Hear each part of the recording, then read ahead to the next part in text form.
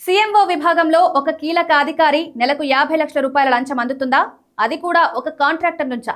అంతలా ఆ అధికారి కాంట్రాక్టర్ కు ఫేవర్ చేశారా?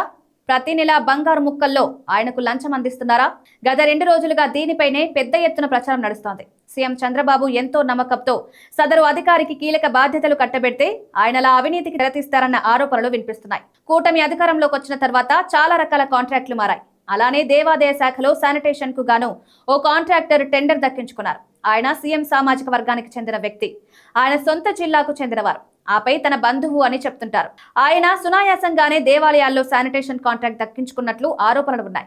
దాని వెనుక సదరు కీలక అధికారి ఉన్నట్లు ప్రచారం సాగుతోంది. రాష్ట్ర వ్యాప్తంగా ఉన్న దేవాలయాల్లో శుభ్రతతో పాటు శానిటేషన్ కు 10 కోట్ల రూపాయల వరకు ఖర్చు చేస్తున్నట్లు గణాంకాలు చెప్తున్నాయి. అయితే ఈ కాంట్రాక్ట్ ను దక్కించుకున్నారు చిత్తూరు జిల్లాకు చెందిన ఓ కాంట్రాక్టర్.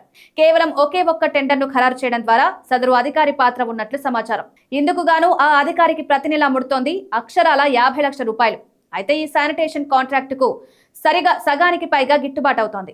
ఏడాదికి 120 కోట్ల రూపాయలు ఖర్చవుతుండగా అందులో సగానికి పైగా కాంట్రాక్టర్ జేబులోకి వెళ్తోంది. దీంతో తన పర్సెంటేజీగా సదరు అధికారి ఏడాదికి 6 కోట్ల రూపాయల వరకు తీసుకున్నట్లు ఆరోపణలు వినిపిస్తున్నాయి. అయితే సదరు కాంట్రాక్టర్ విషయంలో చంద్రబాబు ఎప్పుడూ తనవాడిని కానీ తన బంధువును కానీ అని చెప్పలేదు. కానీ సదరు కాంట్రాక్టర్ మాత్రం సీఎం చంద్రబాబు తనకు దగ్గర బంధువుగా చెప్తున్నారు. జిల్లా స్థాయి అధికారులను సైతం శాసిస్తున్నారట. ఆపై కీలక అధికారి తన చేతిలో ఉండేవాడు కావడంతో ఇష్టారాజ్యంగా ప్రవర్తిస్తున్నారట. అయితే 50 లక్షల రూపాయలు నగదు రూపంలో ముట్ట చెప్పడం లేదట.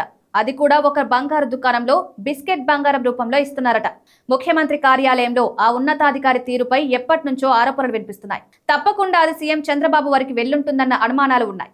ఎంతో నమ్మకంతో సీఎం ఆ అధికారిని నియమించారు. కానీ ప్రభుత్వ ధనాన్ని సింగిల్ టెండర్ రూపంలో సదరు అధికారి కాంట్రాక్టర్ కు దక్కించుకున్న తీరుపై విమర్శలు వ్యక్తమవుతున్నాయి. ప్రభుత్వ ధనాన్ని పప్పు బెల్లాలు పంచుకున్నట్టు తీరు ఇప్పుడు హాట్ టాపిక్ అవుతోంది. అయితే దీనిపై సీఎం చంద్రబాబు చర్యలు తీసుకుంటారో లేదో చూడాలి.